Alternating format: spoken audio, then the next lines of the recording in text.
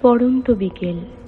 রাতে ঘুম না এলে বিকেলের ঠিক এই সময় বিষাদ কিছুটা গভীর হয়ে আসে। বহু বছরের ফেলে আসা এক একটা গোধূলি মনে পড়ে।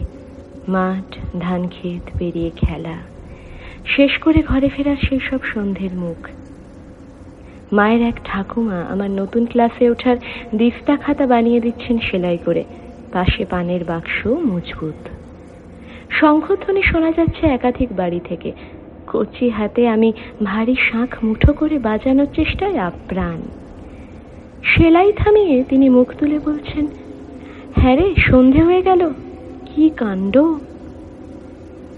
কানে কম শুনতেন বলে বেশিরভাগ শব্দের সঙ্গে তখন আর তার পরিচয় ঘটত না।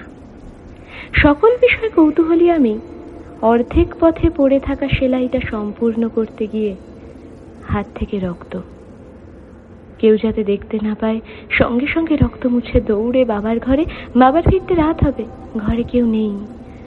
যাক, তোমার পরিচিত দোকান থেকে একদম বাজে খাতা কিনে রুনুদির বোনের খুব আফসোস টাকাগুলো জলে গেল বলে পরদিন খুব ভালো খাতা পাওয়া যায় এমন একটা দোকানের সামনে ওকে ডেকে সব খাতার দাম ওকে ধরিয়ে দিলে তুমি, যাতে ওর খাতাগুলো ভালো হয়।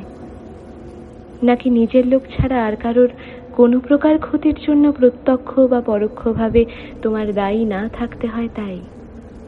তুমি মনে মনে দ্বিতীয়টা ভেবেছ। রুনুদির বোন সেটা বুঝেছে তো, তাই যেন বুঝে। লিখতে জানলে খাতার আবার ভালো মন্দ। মায়ের সেই ঠাকুমা আর নেই। বাকি অর্ধেক সেলাই দিতে চেষ্টা করা আমার ওই দিস্তা খাতাটাও নেই।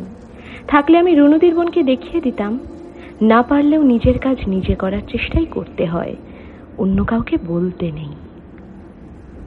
দিস্তা খাতাটা কোনোদিন খুঁজে পেলেও তোমাকে আমি দেখাবো না।